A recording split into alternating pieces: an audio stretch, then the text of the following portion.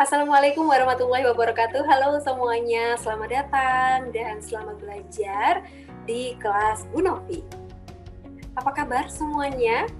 Bu Novi selalu mendoakan teman-teman semuanya belajar dari rumah dengan nyaman, dengan aman, dan sehat selalu, dan tentunya tetap semangat dan bahagia di semester yang baru ini. Di video kali ini kita akan belajar bersama tentang apa ya? Yuk kita simak. Oke, di video kali ini kita akan belajar bersama-sama tentang konsep dasar perkembangan pada mata kuliah perkembangan peserta didik.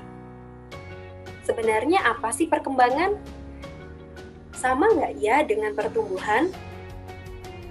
Ada juga istilah kematangan. Nah, kita nanti akan belajar bersama-sama terkait dengan konsep dasar perkembangan. Kita mulai dulu dari pengertian perkembangan. Memang ya teman-teman, kalau dari pertumbuhan dan juga perkembangan memang adalah dua istilah yang selalu digunakan dalam istilah psikologi. Sebagian besar memang ada yang mengatakan atau memandang bahwa antara perkembangan dan juga pertumbuhan ini adalah hal yang sama begitu. Tentu memang ada beberapa hal yang membuat perkembangan dan juga pertumbuhan ini sesuatu hal yang berbeda. Persamaannya jelas ya, keduanya berkaitan dengan perubahan dari individu atau seseorang. Perbedaannya apa saja?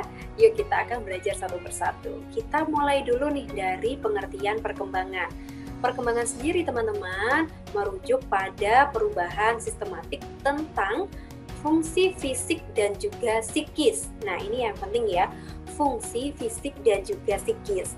Dan perkembangan ini juga dapat dikatakan bahwa bertambahnya kemampuan atau skill dari seseorang individu tentunya dalam struktur dan fungsi tubuh yang lebih kompleks, dalam juga polanya teratur begitu, dan tentunya dapat diramalkan sebagai hasil proses pematangan.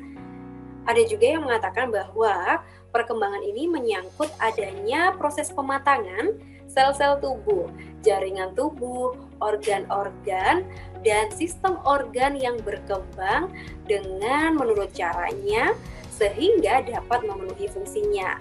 Jadi dapat dikatakan bahwa ketika ada pematangan begitu ya, ketika sel-sel tubuh kita matang, jaringan tubuh kita matang, organ-organ dan sistem di tubuh kita ini matang, maka kita sebagai individu juga akan berkembang secara optimal. Begitu juga sebaliknya, kalau ada tanda-tanda nih perkembangannya kurang optimal, bisa jadi salah satunya adalah belum matangnya dari sel-sel, jaringan ataupun organ dan juga sistem yang ada di tubuh kita. Nah, apa perbedaan perkembangan dan juga pertumbuhan?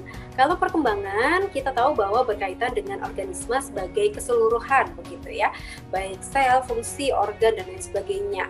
Nah, pertumbuhan itu sendiri merujuk pada perubahan yang khususnya pada aspek fisik.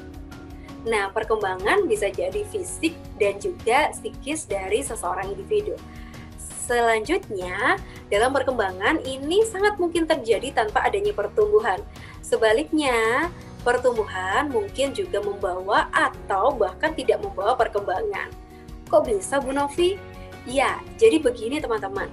Pertumbuhan kita contohkan berat badan begitu ya, atau tinggi badan.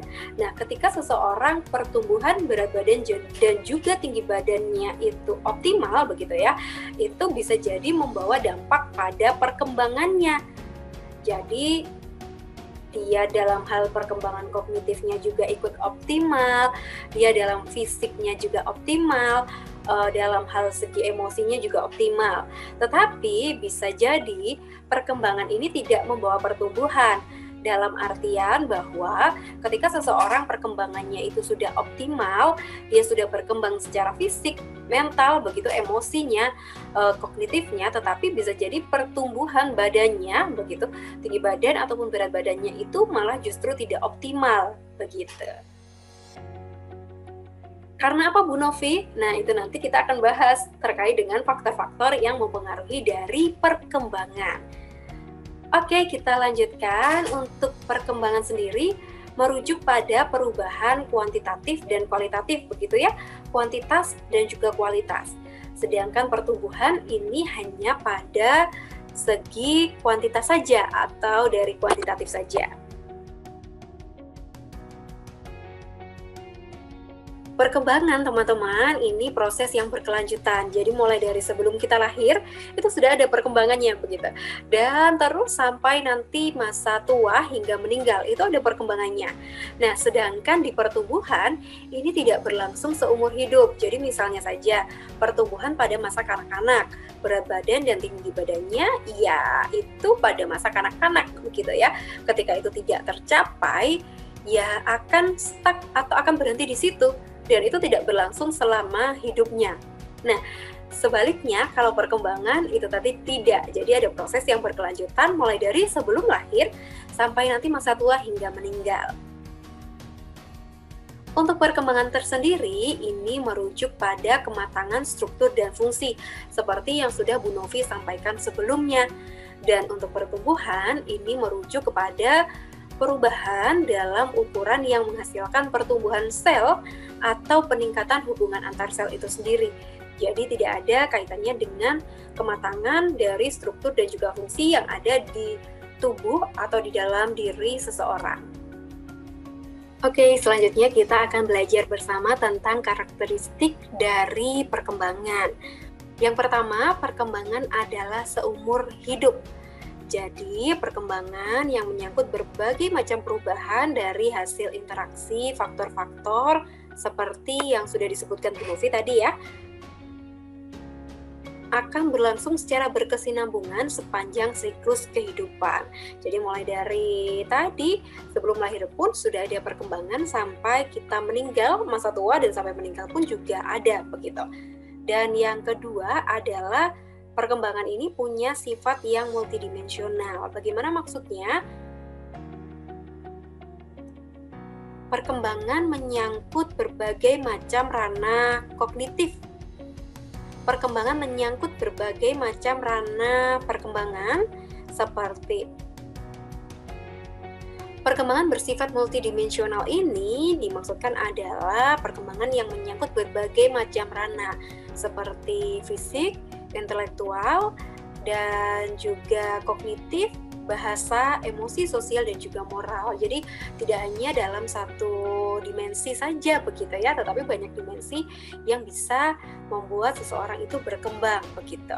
Dan berikutnya, perkembangan adalah multidireksional, di mana ranah-ranah dari perkembangan ini mengalami perubahan dengan arah tertentu. Bagaimana maksudnya, Bu?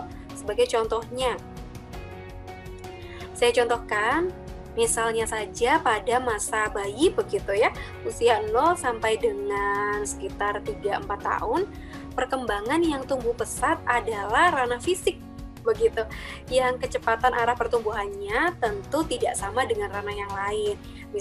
Nah, selanjutnya di masa kanak-kanak awal, bisa jadi perkembangan emosi dan juga sosial ini berkembangnya lebih pesat daripada perkembangan yang lainnya. Perkembangan juga bersifat lentur, teman-teman. Hal ini berarti perkembangan dari berbagai macam ranah ini dapat distimulasi untuk berkembang secara maksimal. Contohnya nih dari segi kognitif begitu ya. Tentu mulai dari masa kanak-kanak, mereka yang berpikirnya atau keterampilan dalam mengelola emosi, keterampilan berbicara, berbahasa begitu yang masih sangat terbatas. Nah, ini sangat lentur, bisa dioptimalkan dengan cara memberikan stimulus atau rangsangan kepada si anak.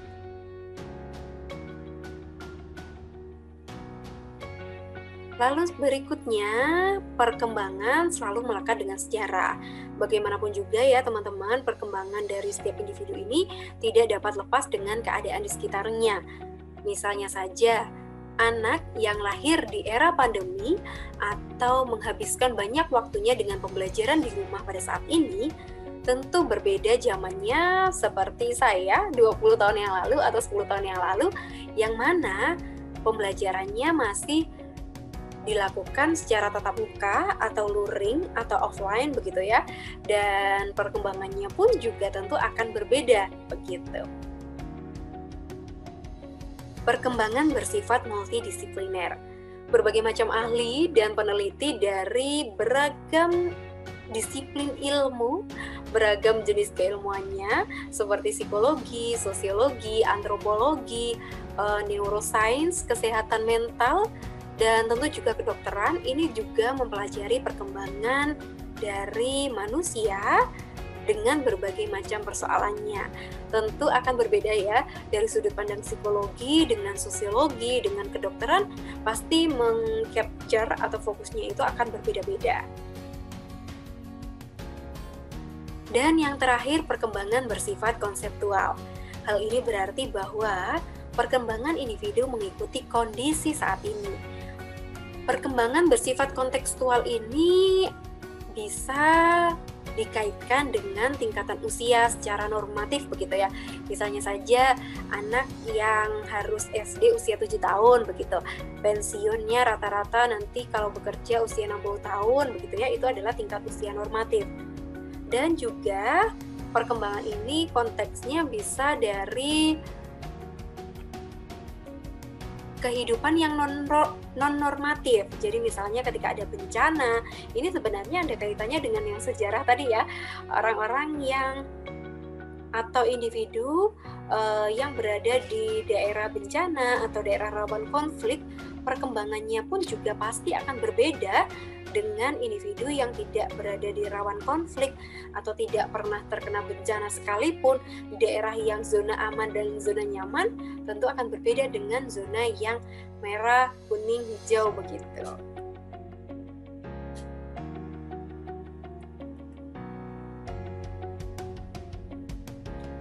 Terima kasih teman-teman untuk sesi 1. Silahkan kalian bisa berlanjut ke sesi 2 dengan menonton video selanjutnya.